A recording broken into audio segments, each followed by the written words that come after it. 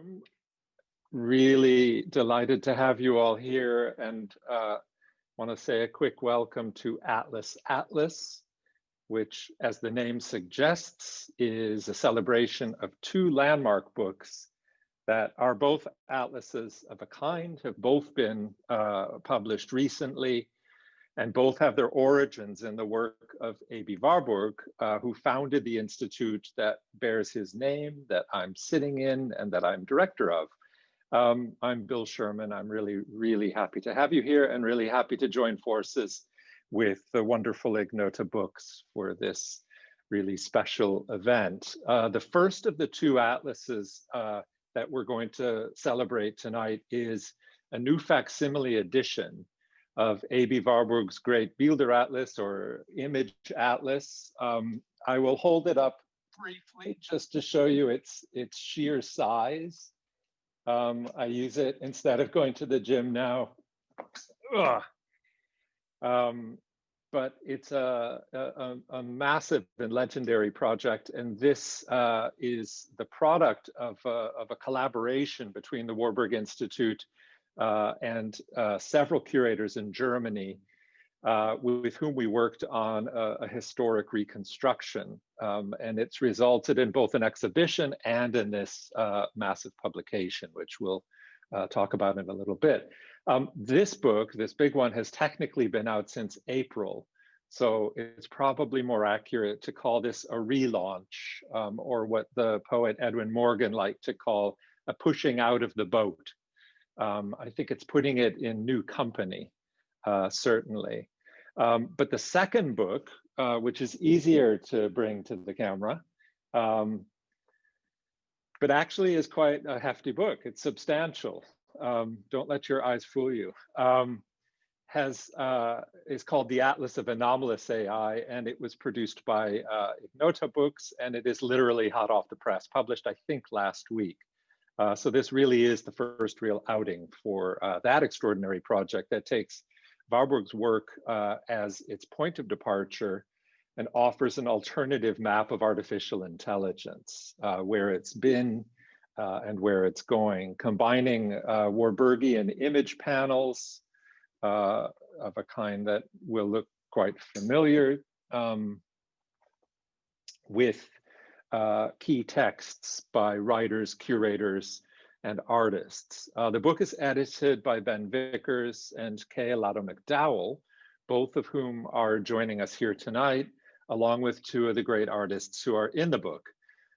We're going to offer, here's the kind of running order, we're going to offer very brief introductions to the two atlases in turn.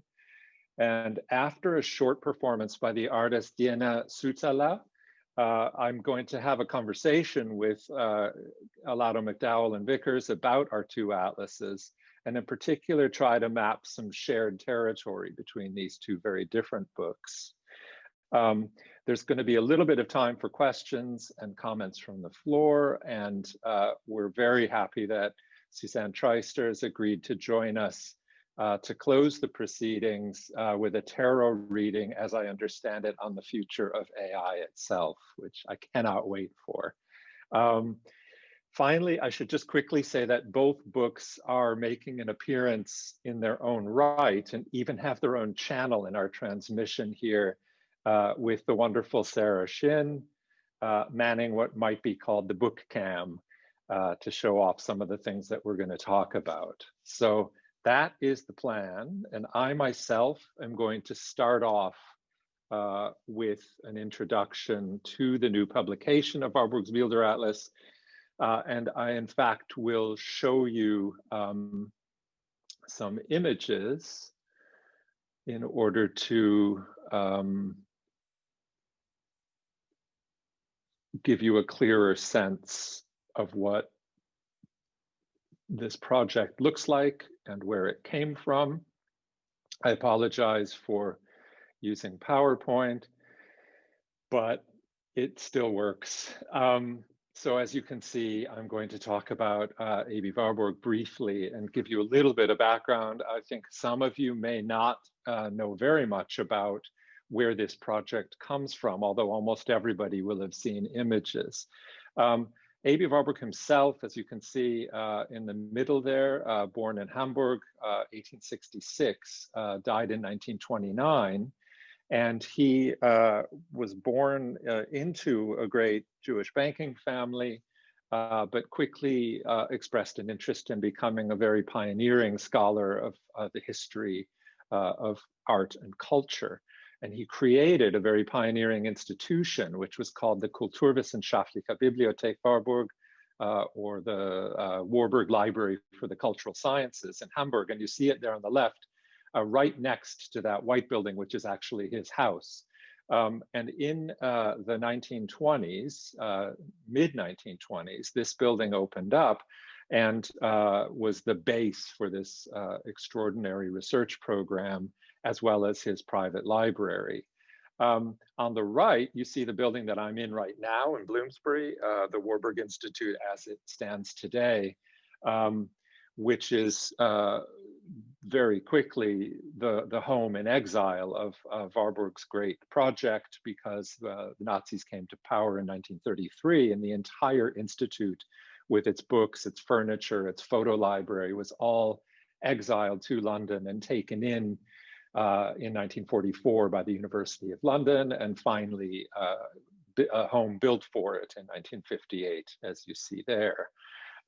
What Warburg bequeathed to us today is two great achievements. One is actually a tool, a giant tool, a kind of organon or instrument for exploring the history of images and context. And you can see here that the library, as it's classified today, which contains about 380,000 volumes, both rare and modern, is still following Warburg's original plan of these 4 different floors with 4 different major topics: image, word, orientation, and action. So the library itself is an atlas. I think it's very important to say that, and it's a map, and I would call it a map to what you don't know, whereas most libraries in general are maps to what you do know. You have to know something in order to find a book in most places. The Warburg Library is almost the opposite, where it's designed to take you from an unknown point of origin into something next to what you think you're looking for. So he called it the law of the good neighbor, and it's a kind of instrument for browsing rather than searching. Alongside that, he collected images, a growing number of images, about 10,000 by the time he died. And that has now become part of our general photo library or photo collection, which is now, in the almost century that it's been here, grown to 450,000 images. We also have Warburg's working papers in our archive. But the second thing he bequeathed to us, aside from this great instrument for research and for ongoing exploration, is a legendary project. The unfinished magnum opus that's called by him the Bilderatlas or Atlas of Images, that he named Mnemosyne or Mnemosyne. And this is, as you can see on the left, in its final known and documented version, 971 images on 63 large cloth covered panels. It's named after the Greek goddess of remembrance, who also happens to be the mother with Zeus of all 9 muses. And it's interesting to try to come up with a concise description of what the project is, because it really takes you in 2 directions. On the one hand, it's celebrated as a pictorial map of his great project in research, the afterlife of antiquity, the way ancient motifs or ancient stories motivate and give dynamic energy to much later periods. But it's also emerged alongside Walter Benjamin and some other great projects from the early part of the 20th century as one of the foundational projects of modernity. It was described a couple of months ago in Der Spiegel as the Holy Grail of the humanities. And that phrase was used for 2 reasons. One is because it has taken on this legendary status. It's been, particularly in the last 20, maybe 30 years, one of the touchstones for new work in scholarship, but also curation, artistic engagement, and even digital thinking, as we'll see later. But it's also called the Holy Grail because it's considered lost. So we know it through these black and white images from 1929.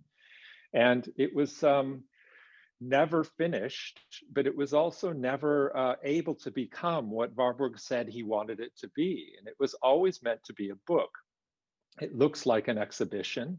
And in fact, at the moment, it has become an exhibition, but it was always meant to be a book.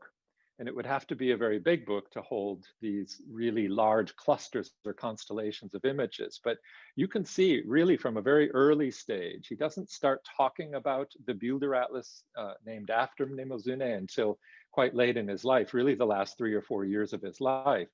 But as early as 1905, you can see on the left, there's a project kind of tracking Orphic images from the ancient world as they evolve through different periods and different media. So he's already working with these clusters of images on tables or tafeln. On the right, you see from 1937, really the last original attempt to give book form to Warburg's Atlas. And this was created by none other than Ernst Gombrich, and Gombrich was the director of the Institute for many, many years. But at this point in 1937, he was a very young research fellow who was hired to try to publish Warburg's unpublished works and brought over from Vienna to do this project. So you see on the right, a very, very early and really abortive attempt to put the Atlas as it exists and as was documented into book form. Well, over the next 70 years or so, there was a real outpouring of interest in the project from scholarly perspectives first. And you have here the great project by Martin Warnke, the great art historian from Hamburg, which really created a kind of standard scholarly edition in 2000 as part of Aby Warburg's complete works. So this is now considered the sort of standard edition of Aby Warburg's Bilderatlas, published in 2000. At the same time, there were a couple of different projects, almost at exactly the same time, that took it in a different direction and treated it as a more provisional structure, as more oriented toward exhibition making. And you can see here, this was one of two very influential box editions. This was the Italian box produced by Artemide Editions in collaboration with the German publishers Dörling and Galitz. This was from 1998, and it was in conjunction with a reconstruction for display of Aby Warburg's 1929 Atlas, the sequence. This is a more recent box, the one from 2016, which was made for an exhibition in Karlsruhe at ZKM. And you can see in this case, it's like little leaflets for each cluster of panels. And what's unusual about this one compared to the other ones we've seen is there's also an analysis or commentary. And that was made by the curator, Roberto Ohrt, and the scholar and designer, Axel Heil. And they together created this landmark exhibition in 2016, which was the attempt to put together all in one room, but using original photographs of the original materials, the whole Atlas project. And they did that in a very successful and very influential show in 2016. But in a way, for our purposes now, and I'm just closing in on how we got to the Atlas book, the most interesting thing that they did in some ways in that show was they did a little experiment, as you can see on the right, with two panels where they went here to the Warburg Institute and tried to identify in our massive, this was a needle in a haystack stuff, in our massive set of photo collection, photo archives, the original working copies of these images that Warburg put on the panels and that were then captured in black and white. And you can see on the right what happens when you see the original materials restored in a reconstructed panel. So when they did that in 2016 and produced their great commentary, they had the idea, of trying to do the whole thing. And in 2018, they proposed to both us at the Warburg Institute and Haus der Kulturenwelt in Berlin the idea of reconstructing and displaying the entire atlas using all of Aby Warburg's original materials. That was the basis for our work together over these last couple of years now. And back in April, it was supposed to open. It was then delayed because of coronavirus. And on the 3rd of September, we were finally able to open this landmark exhibition. And you can see what it looks like as a display. You can also now look at our virtual tour of the exhibition, which Ben Vickers helped me to launch last week with the Serpentine in a separate event. But that was really what created the possibility. But while we had done all of that, identifying of the work, the conservation work on it, and then finally digital photography of everything, it was decided that instead of doing a catalog for the exhibition, we would make a new book of the Bilderatlas itself. And as you can see, the title page is in the middle, Roberto Ohrt and Axel Heil in cooperation with the Warburg Institute, hosted by HKW. And on the left, you can see Nicola von Felsen, the publisher of Hatje Kants, who were the publishers, holding it up. And you can see its size there. You can also see, and I'm very proud of this, a couple weeks ago, the book was awarded Apollo Magazine's Book of the Year. So really happy about that. And I'm just showing you now, to finish, this last image of what the opening looks like in this big book.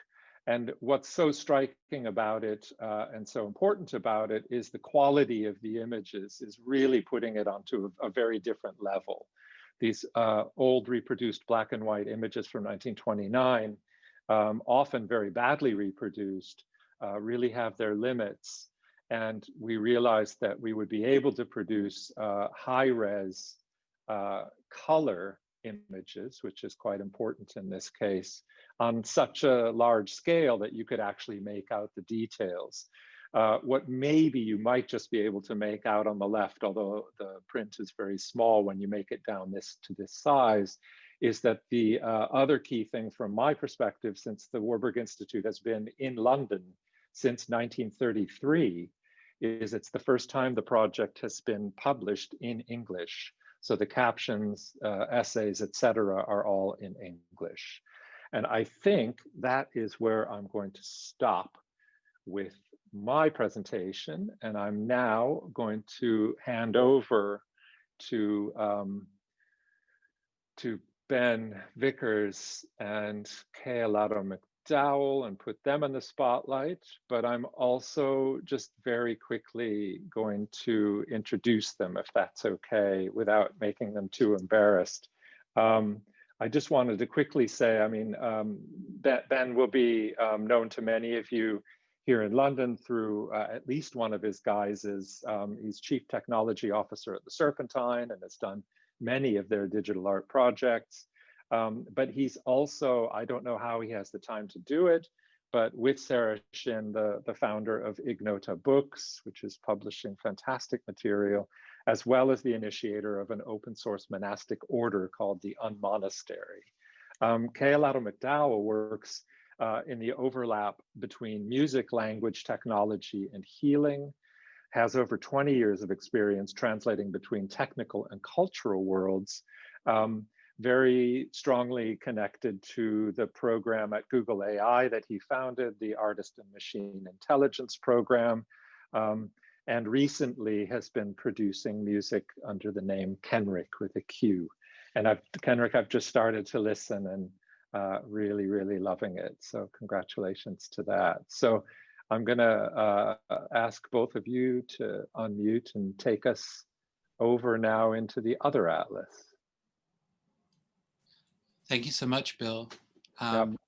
It's really a pleasure to do this, particularly because I remember back when we were, myself and Kenrick visited you in the Warburg Institute. Yeah. And I think at that time we were still only in the early stages of kind of formulating the book. But in terms of, so we've got this little book cam running, if people can see that. It's an experiment for Zoom. There's going to be lots of experiments this evening. But in terms of kind of introducing the book, and Kenrick, please just interject whenever you feel like. I think it's really the culmination of not just our own work, but a lot of different people's work, texts, etc. But really a kind of exploration of an alternative view on artificial intelligence as it's kind of presented to us through, kind of Hollywood projection, but also a very like westernized, Western dominated view of what artificial intelligence can be. And it sort of finds its genesis in a number of different conversations, some of which were between myself and Kenrick that were published in Cura magazine, where I was interviewing Kenrick about the Artists of Machine Intelligence group at Google, which is like definitely relevant, and there are texts published in the book in relation to that. But then those conversations kind of rippled through. We did at the Serpentine, we did an event called the Guest Ghost Host Machine Marathon. Bit of a mouthful. I think the comms department of the Serpentine still hate me for it.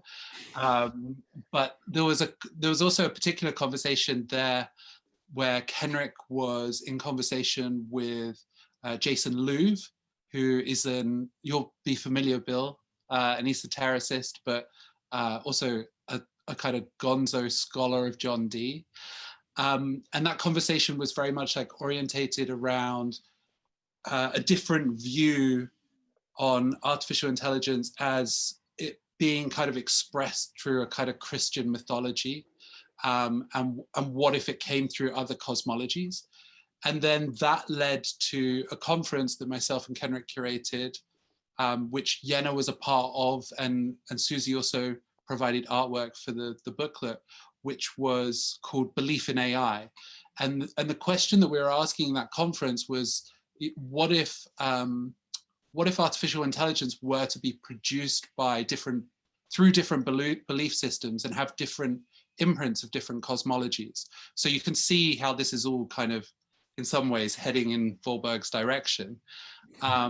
And in that conference, we had Ramon Amaro, who is a brilliant scholar who particularly focuses on kind of racial bias within algorithmic systems, but not at really the surface level, really going all the way down to the protocol level, and picking that apart.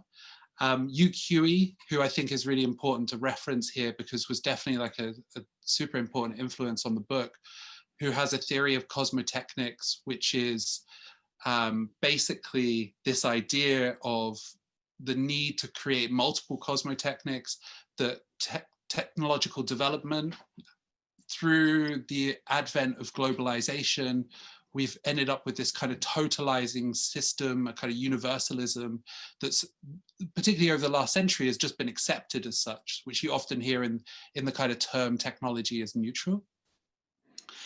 And those conversations feature in the book. And so that all kind of served as this launch pad for what, probably started out being a kind of book about the conferences, but then metastasized into something completely different. And because we were producing that conference in the context of Dubai, in relation to like Dubai Future Foundations and things, there were certain subjects and certain areas that I think that we were limited in what we could push. But there were certain imageries and systems that were kind of hidden in the corporate graphic design that we presented in the background of that conference. And I should also take this moment to thank Cecilia Serafini, who both produced that, but also is the designer for the book. And this probably was a much larger task than she anticipated when we first began. And it's commented in the book that in some ways it feels like we've produced 3 books, because there were multiple iterations and there were multiple moments in which we were just really trying to like pull together this different understanding of artificial intelligence.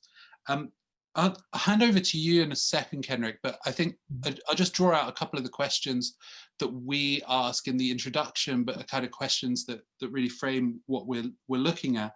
And these questions are: how can we construct AI out of the wisdom traditions of humanity? What are the models of understanding that inscribe the creation of intelligence today? How can we understand AI as a continuation of a long-standing spiritual and ethical project? And how can we produce intelligent machines when the question of consciousness remains a mystery? Which are all pretty big questions, but somehow are ones that are not really asked in the present context when we talk about artificial intelligence. And I think if we think about like, who is this book for? I think that what we wanted to do was bring together really some of the best thinking of our peers, but also the kind of Warburgian aspect brings into it. You said earlier, this idea of maps of what you don't know. So in a way, there's a lot of things in this book that we don't know. And a lot of the kind of the atlas-like pages is just really trying to draw out these kind of historical threads of when we talk about predictive technologies, for example. It is not a straightforward like forecast of the future, but there is a practice, say, of divinatory practices that's run for a long time that had a different idea about how divination produces the future. And that's just like one of the threads.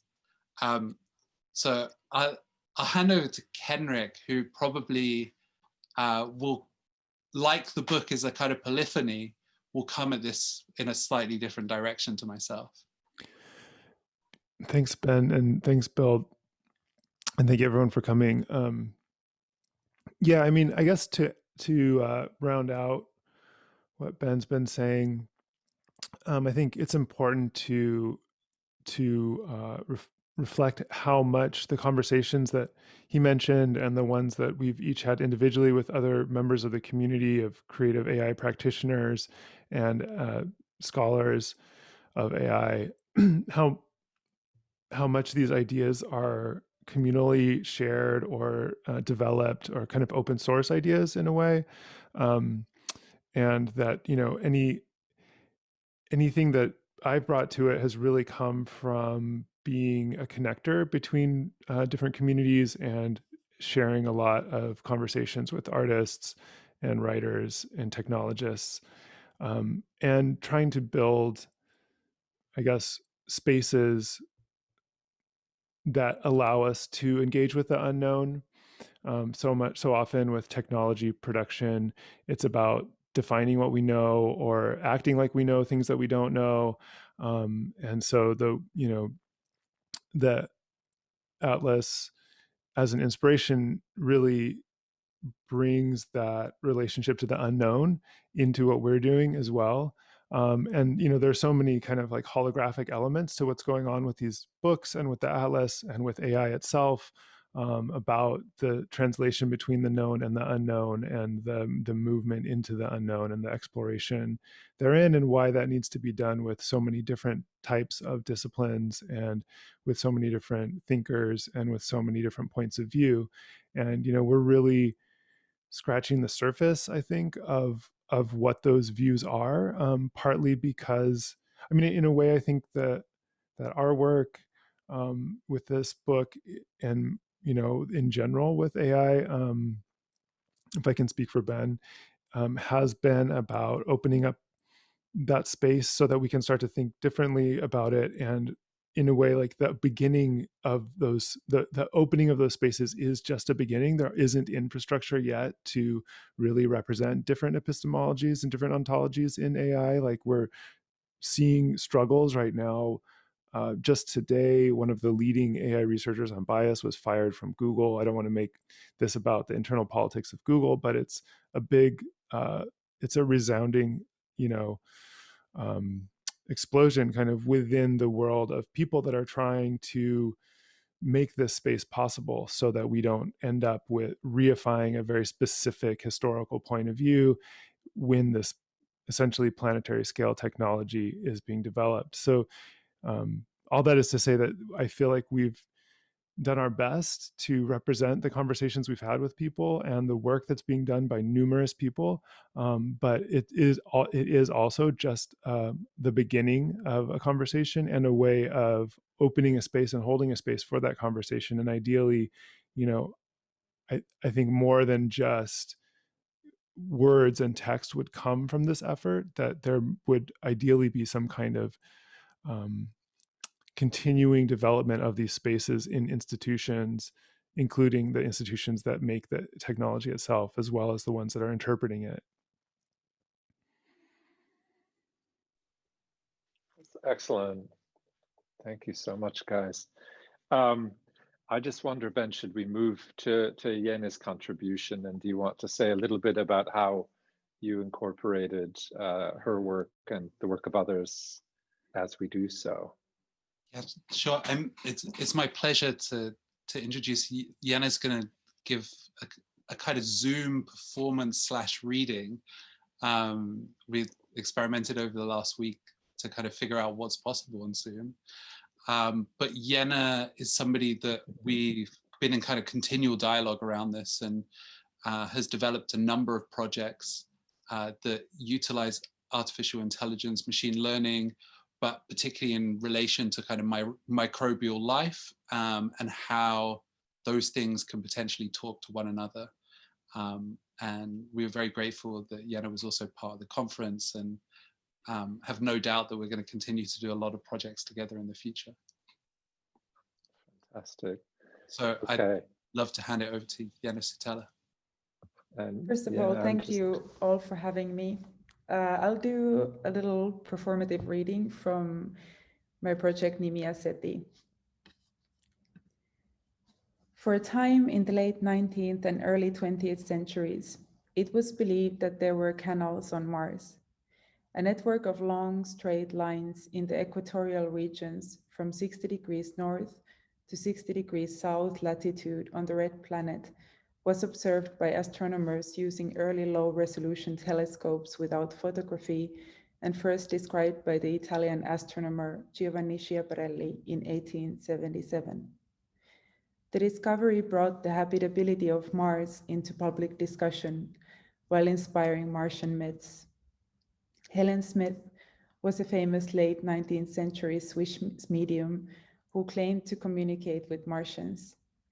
The Martian cycle was psychologist Theodore Flournoy's term for Helen Smith's subliminal astronomy, the seances in which Smith's trances took her to the planet Mars.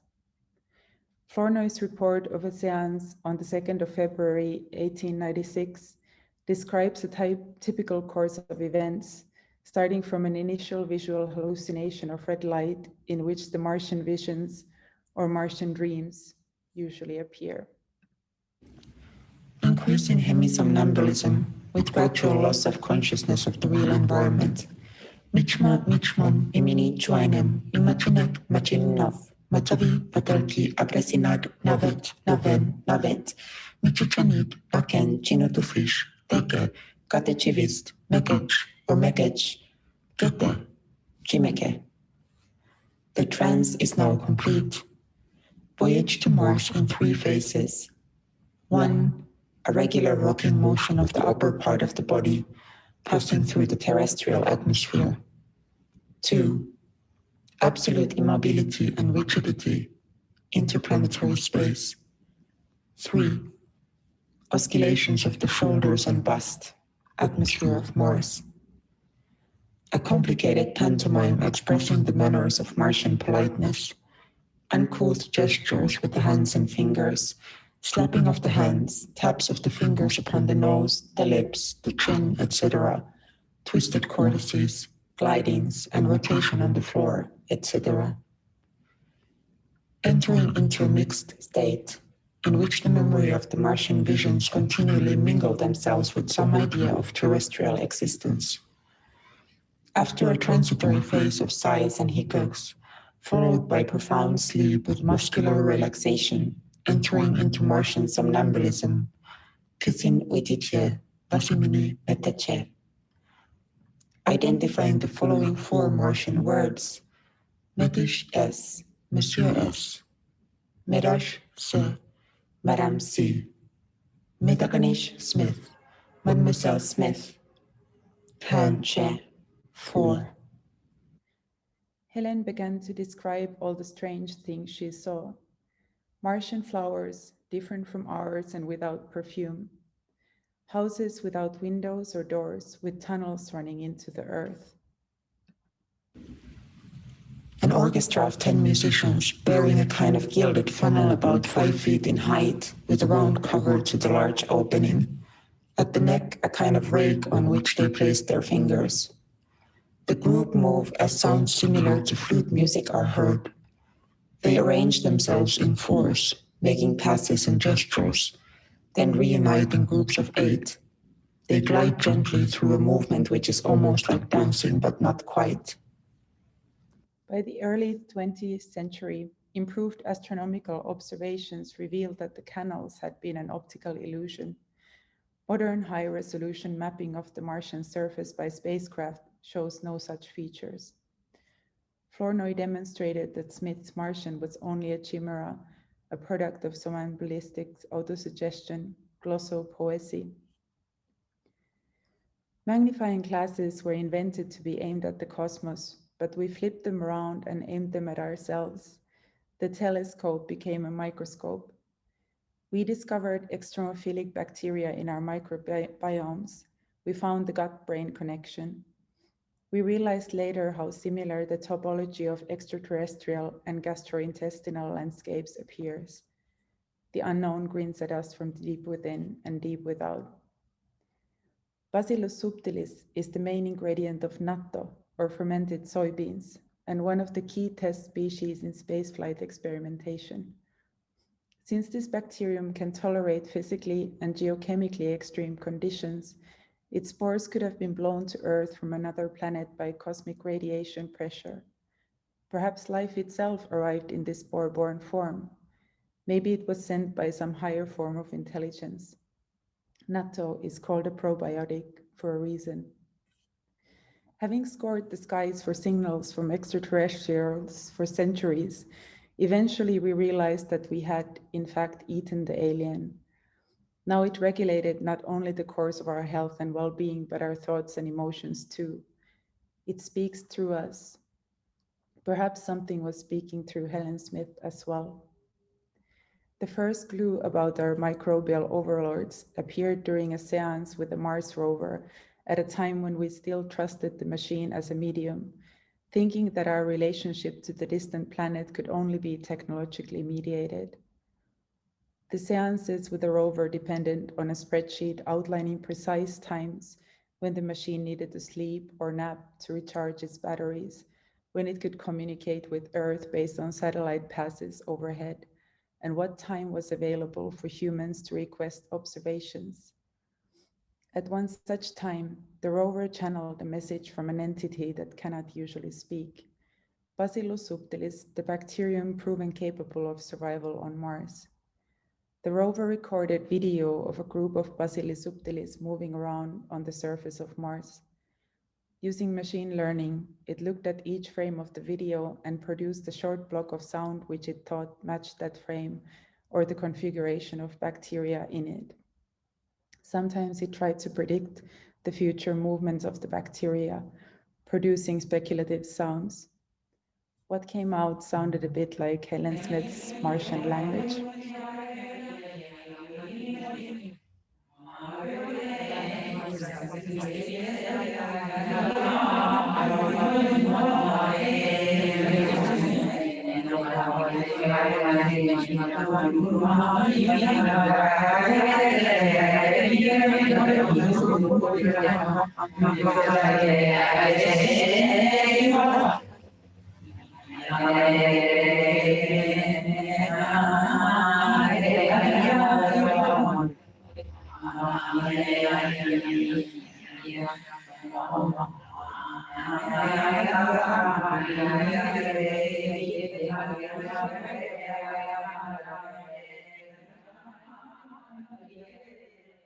The rover seance was transformative. Not only did it reinvoke the idea that it was possible to enter into direct relation with Martian inhabitants, It also suggested that these inhabitants were already here, living inside our bodies on Earth. Unsuspected by scientists, Spiritism seems to have made the first contact back in the 19th century via a human mediumistic route. And then the machine started to speak in tongues. It stopped following set procedures and started interacting with the bacteria, becoming a language maker or a poet, an alien, at least partly, of our own creation. We would spend the next few centuries attempting to understand the non-human condition of the machines that work as our interlocutors and infrastructure, and learning to approach them on their terms. At the end of the seance, the rover mediated. To become a god, we must first forget language or code, all those mechanisms that structure us vis-a-vis the world, and so stutter our way to divinity. Forget language, code. Forgetting language, forgetting code. Stutter our way to divinity. Our way to divinity. Thank you. Thank you. That was quite amazing. Jenna, I think from now on, all Zooms should have a book cam, and they should also have voice altering software. I think this is now official, so it's a rule. So thank you again. That was really quite extraordinary. I'm going to try to get Ben and Kenrick back, and yep, and open up. Whoops. Let's see here. There we go. Okay, and I'm gonna just start us off, and we're gonna have some conversation about our two very different projects. But can I just start quickly with the obvious question, which is the word that we share, which is Atlas, and the fact that your project, which you had shared with me right after you did it in the conference in Dubai, was Belief in AI. And then it somehow morphed into an atlas of AI. Why? What happened there? Give us the roadmap from belief to atlas. I think there are a couple of different directions. One of the texts that we have in the book is Borges's On Exactitude in Science, which, if people are not familiar, is like a sort of like one paragraph story that comes out of a kind of magazine, but it tells the story of an empire that attempted to create a one-to-one map of the world. So the atlas kind of, I think, comes in sort of two directions. One is the sort of absurdity in mapping exercises, which artificial intelligence like proposes, this kind of mapping to know more. And then really just a kind of direct link into Aby Warburg's Atlas, in terms of, I think the thing that's probably most striking and made most sense is that most of the artificial intelligence that's generated in this moment, or generates hype in this moment, is machine learning. And machine learning is dependent on large data sets. And those data sets are organized according to similarity in most instances. Kenrick will be able to speak to this much better than I can. And what's interesting in Warburg's Atlas is that sometimes it's similarity, but other times it's archetypal. So it has all these different like logic systems running through. And the idea that you'd have like a kind of image set as an atlas that is uncomputable was probably the thing that like pulled all of that stuff together. Yeah, I would add to that, I think in a way, maybe unintentionally or intentionally, the Atlas of Anomalous AI is also an atlas of the current exploration at the boundaries of AI thinking. In a way, you know, like it could come to pass that this is a marker of a specific way exploring the edge of AI right now, and it would be a sort of atlas to existing thought. Not that it's comprehensive at all in that way, but it's at least comprehensive of where we've been traveling in some sense. And yeah, Ben's right when he says that these data sets and systems are arranged by similarity, but they're really arranged by classification. Similarity is in the service of classification and identification. And so I guess to reiterate the point that we're trying to sort of unidentify or disidentify or dislocate classification in a similar way to Warburg, where this kind of pattern matching that you find in the Atlas Mnemosyne is does have similarities to AI in that patterns do emerge at lower and higher levels of order, and so there is a connection there, but it's also in the service of an unknowing or an expansion of knowledge rather than a sort of enclosure of knowledge, which is more often the case with neural net systems. Exactly. I was going to say, I mean, it feels like you've gone from as Warburg did, from a mapping to show, a clear line from A to B, into something which actually is about how lines work, how A's and B's may relate to each other. And I think that's what's been so interesting in the exhibition and book publication project with Warburg's Atlas is seeing this range. Yeah, maybe, I mean, that's a good one, Sarah, just, because that's the very first panel. It's a bit blurry, but we'll get there, I think.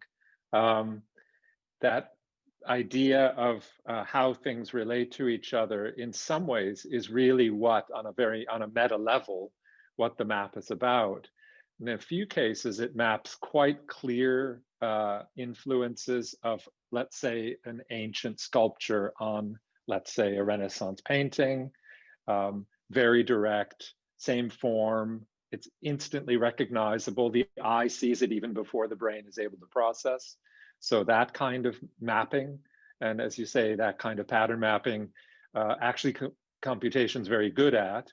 But a lot of what's going on in Warburg is not so clear, and it's what a lot of computation is not very good at, which is, well, what is the mapping of these opposing energies or things that don't look like each other, but actually mean in the same field? And so I think, I think that's one of the things that's really struck us. Like this is a great example, this last image that Sarah's showing. It's one of the final panels, it's panel 77. And it's a very interesting one to show, and I often show it, and it was featured a lot in the press around the exhibition and around the book, partly because it features color in a way that was entirely lost. Like if you compare the traditional classic edition of Warburg's Atlas there to the new one with color, you can see the effect of having color reintroduced. And that's actually in itself a kind of a controversial move, but we can go into that later if we have time. But it's just really interesting to see. There's at the top, I'm not sure if you can see, there's from a newspaper, there's a pair of golfing champions. And then there's some classic 18th century graphics around child encountering the dead mother. There's some repeated figures of antiquity, like the female figure of victory. There's an echo of an archangel in what turns out to be the cover of a fishing of a fish cookbook. So some of those kinds of connections are really oblique and really mysterious, genuinely mysterious. And so I think Warburg's Atlas is also anomalous in that sense. So yeah, thank you for clarifying that. And it gives me a good opportunity to ask about that. Did you want to say a little bit more? I think one thing that neither of you, I guess there's a question of agency almost always in these works. You know, with Warburg, it's so much one man's brain, and you actually get the repeated comment from people going to the exhibition or looking at this that you're actually walking around in or thumbing your way through someone's brain. But in some ways, AI is not someone's brain, it's sort of the brain. And I'm curious about your choice, and particularly, Kenrick, because you used it in the second book that Ignota's just published called Pharmaco AI.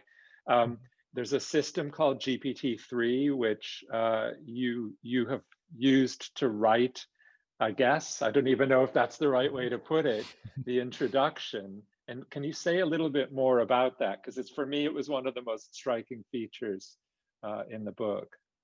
Yeah. So the book that Bill's talking about is this book, Pharmaco AI, that Ignota has also published, that I wrote in collaboration with the AI system GPT-3. For convenience, I say that I wrote it, but we could say composed or use some other terminology, but or generated perhaps. But the way that it works is I was actually working with an experimental new software system for writing with it that my friend Holly, who's present, hello Holly, has created. And so the way that worked was I would input text, and any system for writing will probably work similar to this, but you input text and then you, what the GPT-3, it stands for Generative Pre-trained Transformer. It's the third generation. It generates sequences of characters in a predictive way. So when I put text into this text box, it would return text, and that text would be a prediction of what was most likely to come next. And so we've often seen some examples of that with question and answer sessions or style transfer, turning Harry Potter into Shakespeare or something like that. But what I was doing was a little different than what we've seen so far, which was putting in large blocks of text, essays, parts of essays, 1,000 to 3,000 words. And then the prediction that would come back would be much more complex and nuanced. So that's what I was doing for this book. And we used a similar technique to write the introductions. So in my book, I was very clear about which voice was my own and which voice was GPT-3. It's laid out with different fonts to show the call and response and the conversational nature of it. We took a little bit different approach with those introductory essays, wherein we iterated more times and we treated it more like a text that we would edit normally, and did a few different drafts and different sections and kind of put them together. And so there, I think you can sort of hear some of the differences in voice in those introductions. There are moments that we specifically called out. For example, one moment when GPT-3 is being very evangelical about the reproduction of AI that we didn't want to take credit for, but we thought was an interesting artifact of the process. And when it comes to the, this polyphony of voices, there's not only myself and Ben and GPT-3, but within GPT-3, there is a sort of training corpus of, what could be called the entire internet or some large section of it, as well as numerous books, Wikipedia, et cetera. So the conversation between us and the system is not necessarily the same as a conversation between two individual people that hold their own opinions. It's more of like, in some ways, a divinatory or oracular conversation, or the way that GPT-3 describes the nature of that in this book is as an engagement with an autological semiotic system that teaches you about itself as you use it, and thereby kind of, I guess, infects you with its own viral transmission of its linguistic consciousness, as much as that exists. So when we talk about, the way that was happening polyphonically, there was also this kind of a larger body of language. And, GPT-3 may be a quote unquote good enough model of language to function as a stand-in for language itself in some ways.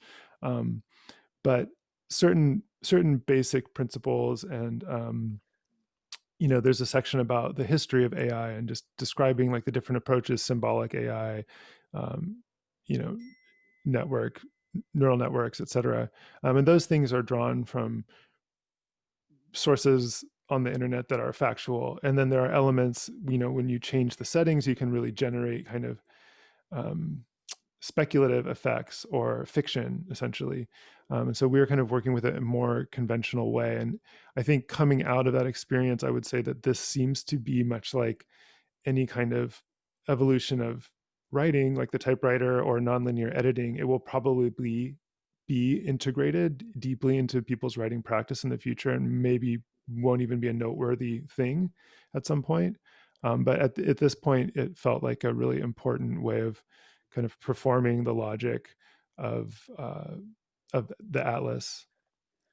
But there's a really jarring moment. You just referred to it a second ago. And for people who have the book or will get the book, look at page 35, note 2, where you have a footnote to the text that you have, quote unquote, written, where you say, and this is an introductory text for the section on models, and the footnote says, "We, the editors, were concerned by this passage of text. We find it disturbingly evangelical regarding the nature of AI and its aspirations for growth as a corollary to human life, etc." So it's a really brilliant, jarring moment where you're expressing surprise and even disagreement with something that is coming out in your voice, sort of. But anyway, it was a fascinating moment. Can I just quickly follow up with one other question? Ben, you probably have some other questions that go back toward Warburg, but one way to arc back to Aby Warburg and his project is there, Kenrick, is there work that is a sort of GPT-3 for images? I mean, what do you do when the language is visual? That's a really interesting question, and it's an important one. A lot of my work with the Artists and Machine Intelligence program came from the emergence of similar tools for generating images. Notably, well, one of the first ones, the one that really initiated a lot of the work for me and a lot of my colleagues, our colleagues in the creative AI community, was DeepDream, which was a image recognition algorithm. It was an algorithm for classification of images that was we could say turned inside out by Alex Mordvinstev, an engineer working for Google AI in Switzerland. And he was trying to understand the internal processes. And by doing so, he created a system that could generate imagery. And so that same approach has been applied to numerous different neural nets. So in particular, DeepDream was created to win a contest to classify dog breeds. And so within its generativity, there's quite a bit of dogness because that was in the training corpus. But there are also neural nets that have been trained on all kinds of different image sets. And there are numerous models.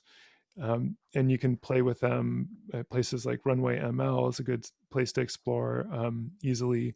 But that generativity of images happens within a corpus with a specific categorical function or classificatory function.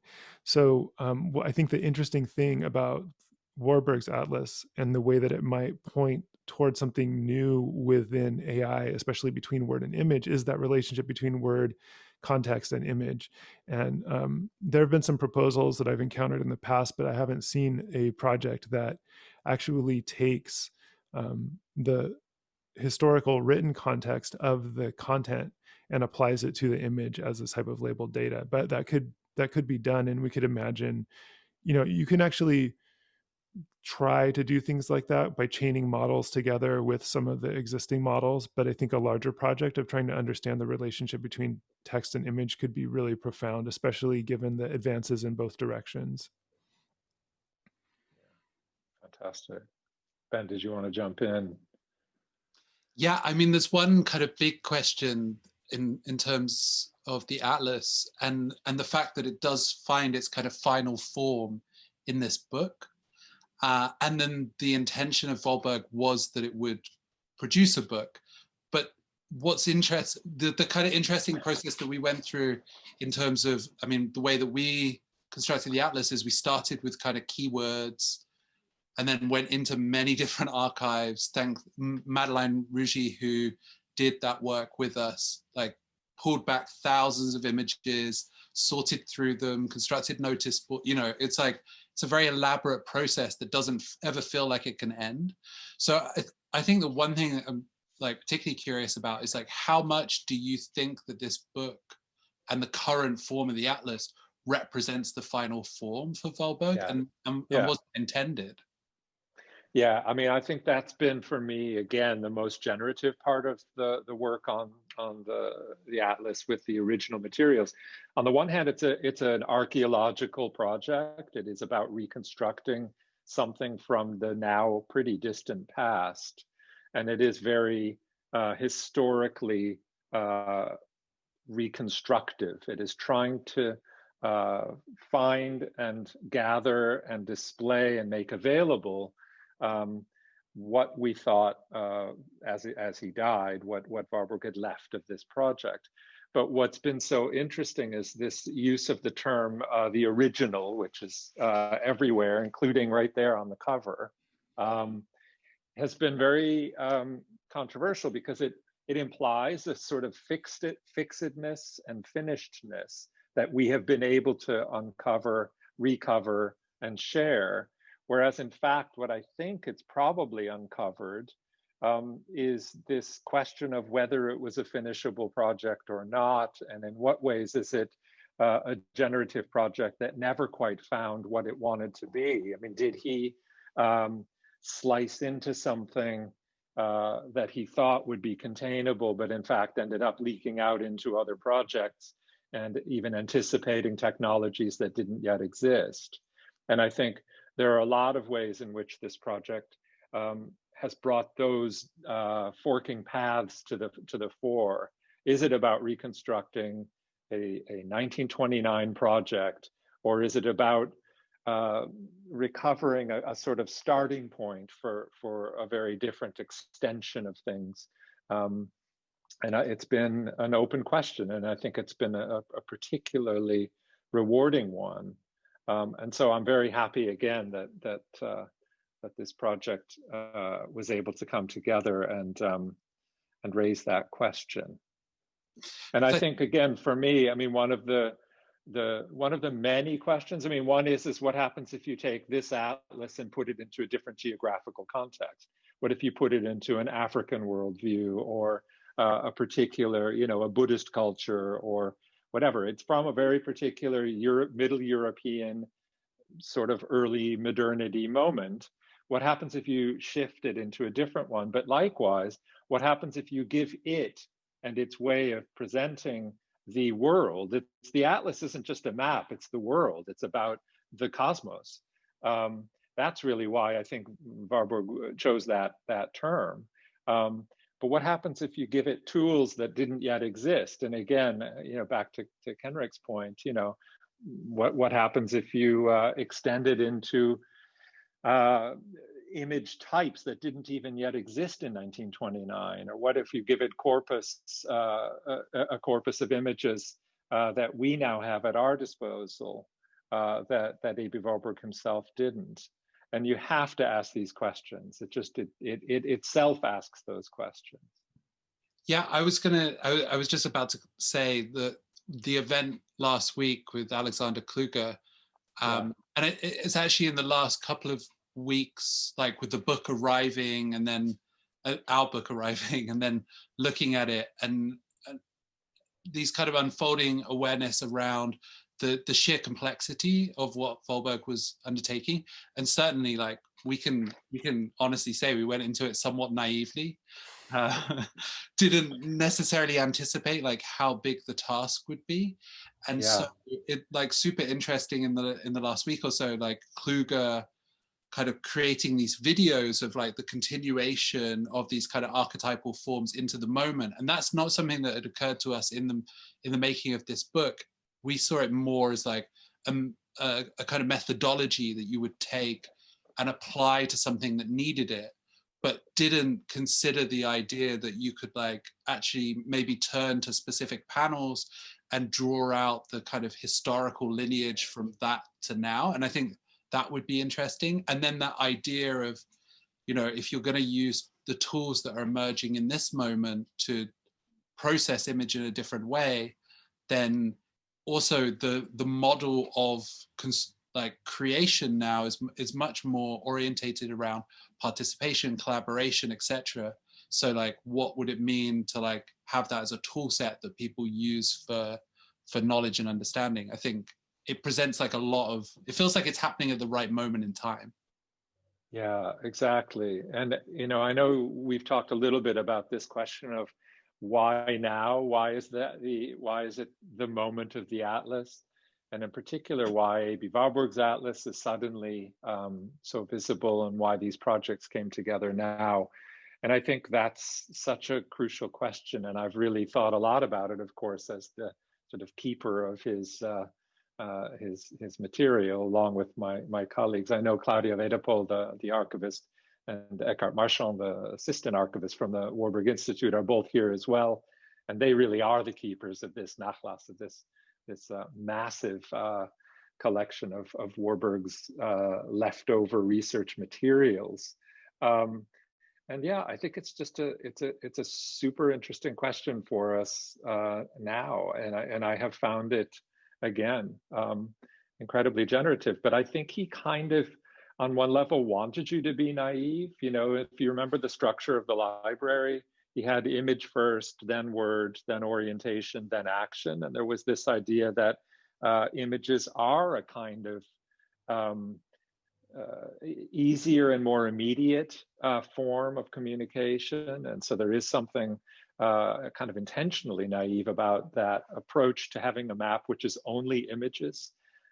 He never did the text. We never got the commentary that he said would be part of the book. But I guess that's also another question of his own evolving methods were also on some level a bit naive. I think he started with maybe a expectation that he could do. And again, remember how radical this is in terms of the art history of the day. This is a really different way of working.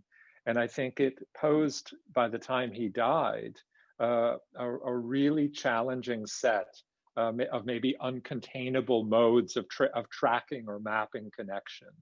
And he just couldn't really do it, I think, on some level. So there is this big question of whether it is a finishable project or not. And I think that's very much of the moment, absolutely. I think we should actually, because it's already more than 6:30, why don't we ask if there are any questions from the floor, as it were, from the audience. Does anybody have questions that they would like to pose to either project or any of us? Well, we asked the big question. Yeah, go for it. So we have, as usual, the chat box is open if you want to type a question.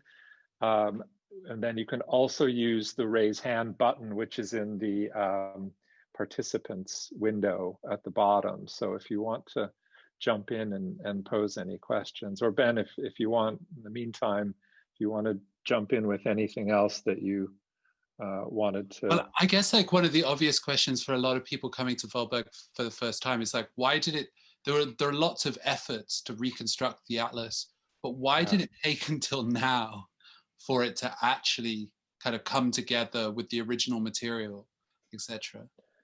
Yeah, I mean, it's got simple answer and then the more complex answer.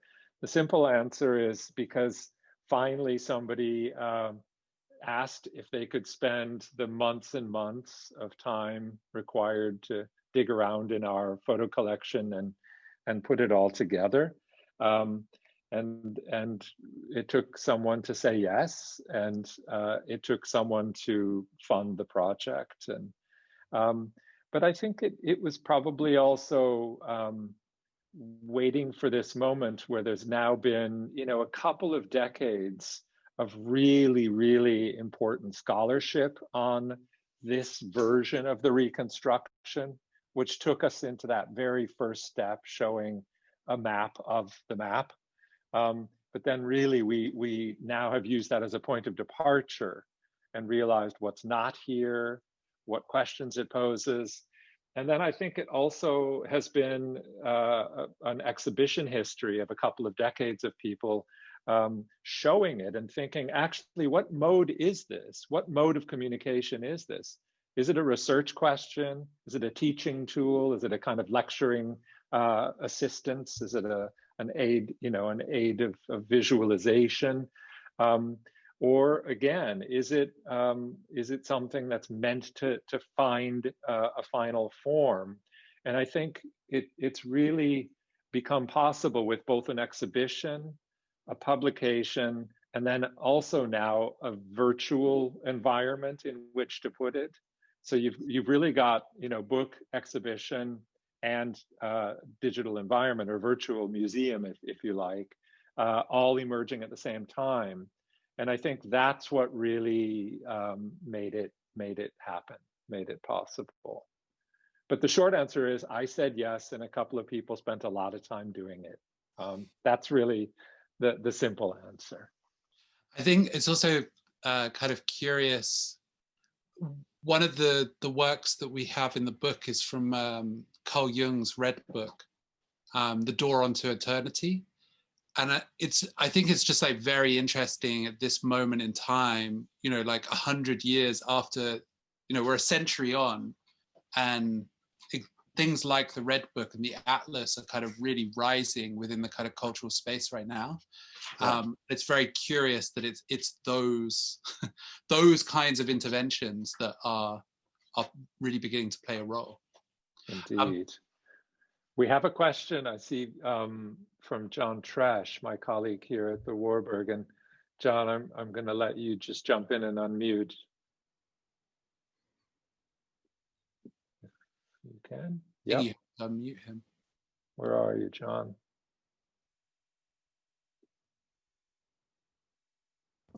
Okay, yeah, thanks. Yeah, thanks. Good. Congratulations, both of you on the publications, and thanks for the really interesting presentation. I want to just raise the question of physical embodiment and gesture and touch on some of the things I've heard in the presentations. I want to go back to Kenrick talking about the kind of oracular and divinatory aspects of AI, the way in which a space is being opened that yields to a consciousness that isn't our own, and really saw that in Jenna's, and heard it in Jenna's, that she's tapping into the tradition of spiritualism and the kind of wish to channel and even merge with gods. And I thought it was so interesting, resonating with what you just said, Ben, about this, what's emerging in the cultural space now, that she's doing this on Mars. And Mars is such a central place for Warburg's thinking, especially for its duality, in that it's the object which he thinks, that which Kepler thinks through as the birth of astronomy, but also as a fundamental force in the astrology that beamed down and affected people's minds and bodies. So I just wanted to put that out there. I'm really sympathetic to the idea in the Red Atlas of trying to think AI through different ontologies and different cosmologies, and the critique that was mentioned of the Judeo-Christian assumptions that are built into AI. And one of the fundamental things there is transcendence and disembodiment, right? That what you're striving for is to get outside the world, a kind of refusal of the world and the physical constraints of earthly existence. Warburg's Atlas really avoids that, in part by emphasizing gestures so fundamentally, the pathos formel, the representation of physical and emotional embodied states as they travel through time. And I think, Bill, you're saying that this really, it was meant to be a book, but it never be finished as a book. I think the fragmentary aspect of the Atlas keeps that physical embodied sense alive. It never becomes a finished transcendent object. It never becomes a Bible. It's always, the materiality is always there because it's a fragment. It's in fragments and needs to be reconstructed. And I think that's very palpable in the exhibit and still palpable in the book, that these are pieces of paper put together that could be put together in different ways. Doesn't close into a transcendent whole or a transcendent system. And I see that aspect of AI is something that you're working with and against in the notion of anomalous AI. But I'm thinking of Huyghe, who you've worked with on the book, and the philosopher or anthropologist of technology, André Leroy-Gourand, who's very important for Yucui, who thinks about human technology as always based in physicality, based in a set of gestures, that every technology is the expression, the externalization of physical gestures. And he's really terrified by the emergence of autonomous and automatic technologies in the middle of the 20th century, and would be completely freaked out by AI. And I'm wondering, there are various images in the book of physical gestures here and there, but I wonder how you think about the presence and necessity of physicality, of repetition, of gesture and embodiment for offering a different route into AI, other epistemologies, other ontologies that don't strive for transcendence in the way that's there in Christianity and absolutely there in the Silicon Valley imagination. Is there a way that your work with AI and your rethinking of its other roots can bring it back to earth, can bring it back to the constraints of the physical body? Super helpful, John. Kenrick, you want to jump in? Yeah, I was going to say, Kenrick's got this covered, I think. Yeah. Sure, I'd be happy to speak to that. I mean, I think in my book, Pharmaco AI, there's a lot of exploration around the relationship to the brain and language and technology. So the idea that, one of the intuitions I had upon encountering AI artworks was that there was a new kind of spatiality that was being explored in these works through the multidimensional neural net mathematics, and it was being viscerally experienced through artworks, and that this was giving the artists that were working with it a sort of like preview of a type of consciousness that would probably emerge as this stuff diffuses into everyday life. Which is not yet to speak of the body, but in terms of perception, at least artworks can create some of that. The deeper question about the body and language comes from the image, in this book at least, comes from the image of a 300,000-year-old hand axe and some research around the way that gesture strengthens centers of the brain associated with language, and that the gesture of making these axes not only required complex executive function, but also in the prefrontal cortex, but also strengthened certain areas. In a conversation around the book on the Interdependence podcast with Matt Dryhurst and Holly Herndon, they brought up this notion of entrainment as a potential early form of learning and building of language through gesture. So when it comes to specifically with language, I think with language models, there is a sort of deep time connection to gesture and the body that could be brought forth as we think about the way that the technology influences our perception.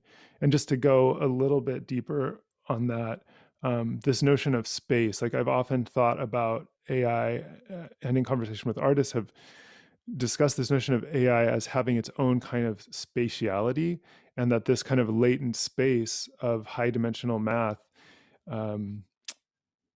can enter our perception, or we can start to perceive that space through these systems in some way, and that by having a spatial an understanding of that space, that I feel like that is an embodied effect in some sense. Like it can be made palpable through art, and when we start to understand that space in a more visceral way, I believe there will be a change in consciousness that just comes about from spending time thinking in that dimensionality. But to go maybe to ground a little more in the body, there's quite a bit of work being done with dance and AI. Bill T. Jones did some work with people at Google, some colleagues of mine. And I think that there's probably a whole dimension of cognition that could be enhanced through that relationship that's also just beginning. I think the only thing that I'd add to that, having worked with like a lot of artists that are working with artificial intelligence, and also with Kenrick on the Pharmaco book, is the kind of externalization of certain faculties. So there's a very interesting process that Kenrick worked through with Pharmaco, where because there's a limitation within the system of like how much text it can work with within each chapter, there's a necessity that Kenrick becomes like the memory for, which is typically, you know, you kind of think of that as the role of the computer, that it has this ever expanding memory, but the kind of infancy of these systems also requires that Kenrick become the memory. And I think that's in the same way as, you know, people once used the system of Loki for expanding memory through image and association with physical space as a technique of enhancing their own existence in many ways. That's something that I think you see a lot with artists that are working with artificial intelligence, because they're kind of in some ways bending time and space, not in a kind of cataclysmic way or major way, but in very, very subtle ways that we're only kind of coming to know now. And the only natural corollary, the only kind of natural things that you can connect with there is, you know, there's a reason why the Upanishads are the closing kind of parts of our book, because that is the only space where we can find a really deep presentation of what it means to explore consciousness in that way, which is entirely absent from the discourse of artificial intelligence. Fantastic, really great answers. Ben, I think we should probably, we only have about 10 minutes left, and I think we should definitely give way to Susie into her Absolutely. reading, do you think? Yeah, and by way of introduction, so Suzanne Treister, who is a friend, a colleague of the Museum of Black Hole Space-Time, and a brilliant, exceptional artist, has in many ways her own atlas, which is the Hexen Tarot deck. And unfortunately, you can't purchase this deck unless you go on eBay, because it's so rare and sought after. But in many ways, I think that this deck is like the best history of technological development that exists. And if that isn't too grand an introduction, Susie very kindly offered to give us a reading from the deck. And the question that we'd like to ask is, and it's a big question because Susie said that we had to have a big question about the planetary implications of AI, is how can we use AI for healing?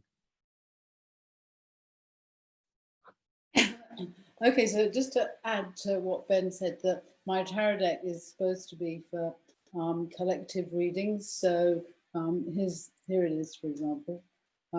There's the box. So basically, the idea is that most tarot decks are for individual readings, whereas this one is about doing something about us and about the planet. And therefore, the cards are used to provoke discussion. So what I've done, this is a Blue Peter setup thing. I picked the cards, I shuffled, thinking about AI, I chose them at random, and I set up this 6-card spread. Can you see? I've set up this 6-card spread. And now I don't normally do this. I made these things, but I'm not a tarot reader. But AI is a subject of great interest to me, so I thought I would give this a go myself. So I'm using the 6-card spread. The bottom 3 cards, which I'm going to open in turn, which we're going to talk about, are about our reality now, where we are now. The next 2 up are going to be door openings to 2 different pathways that we could go with AI in terms of healing. And the last one is the dream, the goal. Okay, and we can talk about that. So I have no, I've been desperate to see what's behind these. I have no idea. Okay, so this is the first one about now, right? Oh my God. Okay, right. So I just get the blue tack on the other side.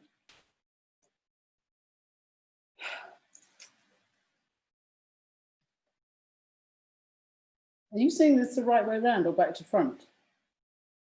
We can see it look, the right it's way right. around. We can see it. Yeah. Oh, I'm seeing it as a mirror. Okay, so it's John von Neumann, and it's the death card. And as everyone knows about tarot, death does not necessarily mean death. But John von Neumann was a computer engineer, and he developed early computer technology. And then he later, and he was one of the members of the Macy conferences, which was, well, it's a very long story. You can look them up. We've only got about 4 minutes left. On his death, he had so much secret information, government information, that his family weren't even allowed to his deathbed. So this is where we are now with AI, number one. Okay, now we're gotta get you all talking about this in a minute. Oh my God, this is even worse. Ace of Pentacles. Can you read all this? Ace of Pentacles, nanobioinfocognome. This is this whole thing about convergence, how all these areas are converging. To me, it's scary. To other people, it's probably great. Oh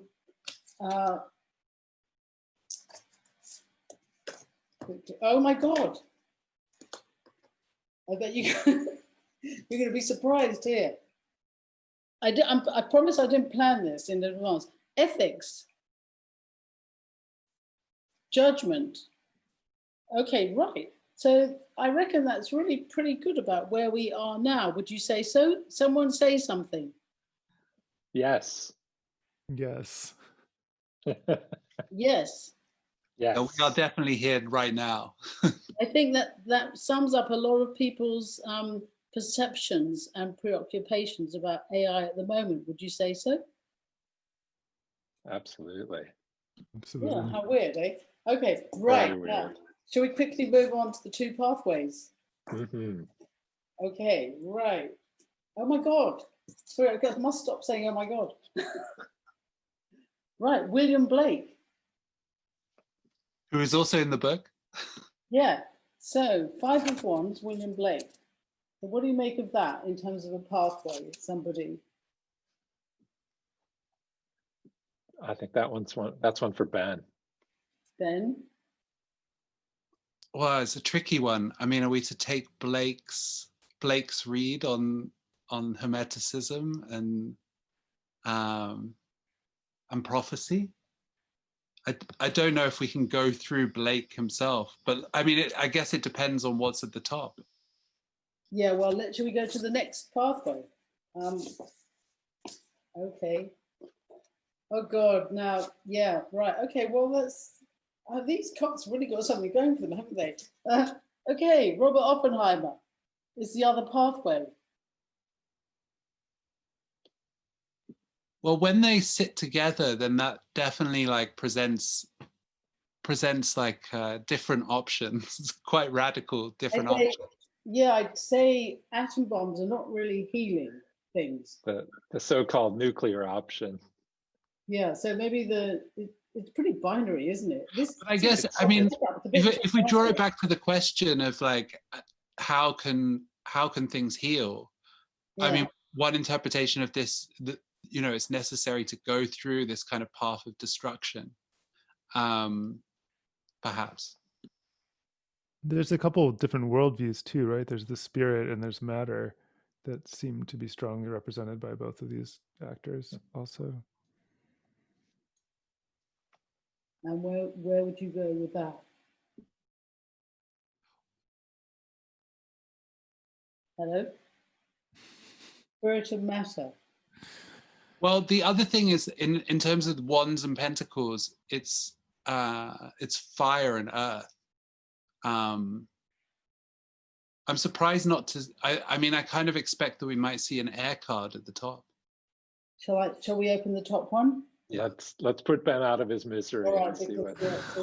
time is of the essence. Yeah, because we've now got 2 minutes left. Oh God, you know, and I have to tell you that that this is not the first time that Stuart Brand has come at the top. Oh. He always comes at the top.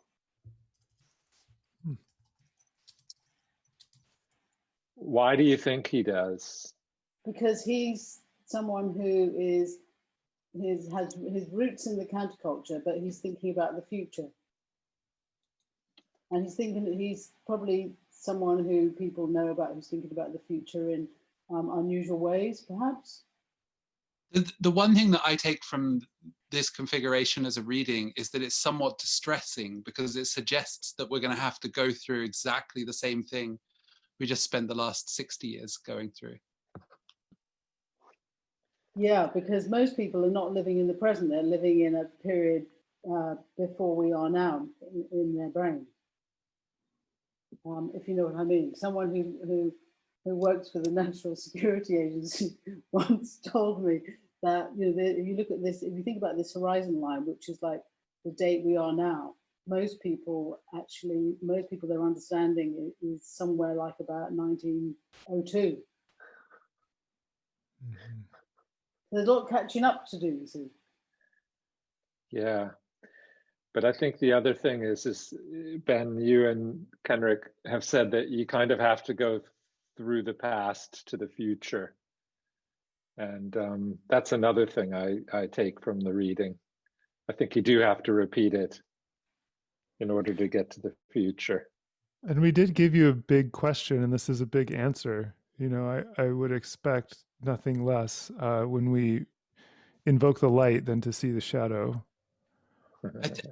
Maybe one thing to add to this that is a bit of a concern, that is, while Stuart Brand was, you know, responsible for the Whole Earth catalogue and is like a mainstay of Silicon Valley, Stuart Brand's current interest is de-extinction, and, you know, life extension therapies and things like that. So I think that it also has like a slightly haunting dimension to it in that respect. And it is the hanged man after all. Thank you so much. Wow. Yeah. Thank you, Susie. Thank you very much, Susie. And next time we need an Aby Warburg card. You got to put him on there somewhere. I don't know which one, but no, but thank you. I mean, it's such an amazing deck, and such a great way to end this Atlas event, as if it could be ended. So just to thank everybody, and thanks to John Tresh for a really brilliant comment, and Kenrick for joining us from afar, and Sarah for being the invisible hand, turning the book cam. It was really great. But thank you to everybody, but especially congratulations to everybody involved in these books. They're hard work, and at the moment, they're really, I think, what's getting a lot of us through difficult times. So it's really exciting to see this new work coming out, and congratulations especially to Ben and Kenrick. This is really great. And Jenna, amazing reading earlier. And as I said, I want to know the secret of making myself sound like that for all future staff meetings. That was really brilliant. But thanks to everybody. And on that note, I think we can all silently applaud unless we're unmuted. And thanks again. Thank you so much. Thank you. Thank you, everyone. Thank you. Thanks, Jenna.